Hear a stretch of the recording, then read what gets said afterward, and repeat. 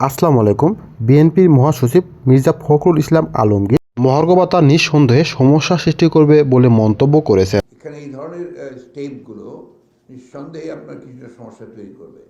At the same time আপনার মহার্ঘ ভাতা তো কিছুটা ইনফ্লেশন বাড়াবে, কিন্তু সাধারণ মানুষের তাদের তো আপনার কোনো আয় বাড়ছে না, এটা একটা সমস্যা। তো এই বিষয়গুলোকে আপাতত আমার মনে হয় যে তাদের খুব বেশি প্রয়োজন ছিল না।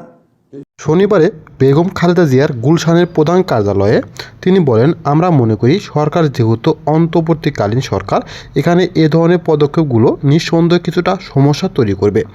এক সাংবাদিকদের প্রশ্নের উত্তরে মির্জা ফখরুল বলেন, একই সময়ে মহার্ঘ ভাতা তো মূল্যস্ফীতি বাড়াবে, কিন্তু সাধারণ মানুষের তাদের তো কোনো আয় বাড়ছে না, এটা একটা সমস্যা। এই বিষয়গুলো আপাতত খুব প্রয়োজন ছিল না। নির্বাচিত সংসদ ছাড়া সংকট দূর করা সম্ভব নয়। তুলে ধরে বিএনপি মহাসচিব বলেন, জবাবদিহিতা নিশ্চিত করা গেলে অনেক সমস্যার সমাধান হয়ে যায়। সেজন্য আমরা একটা নির্বাচনের মাধ্যমে জবাবদিহিতামূলক সরকার তৈরিতে এত বেশি জোর দিচ্ছি।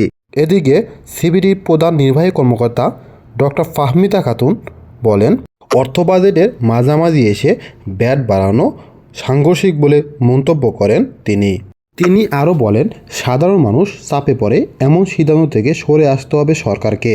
কাজটা হচ্ছে সেইখানে যে একদিকে আমি 12,000 কোটি টাকা তোলার জন্য জনগণের উপরে মূল্য সংযোজন কর বসাচ্ছি, অন্যদিকে সরকারি কর্মচারীদের তাদের ডিয়ারনেস অ্যালাউন্স মহার্ঘ ভাতার জন্য 7,000 কোটি টাকা দিয়ে দিচ্ছি, অর্থাৎ নেট কি ওই 5,000 কোটি টাকা।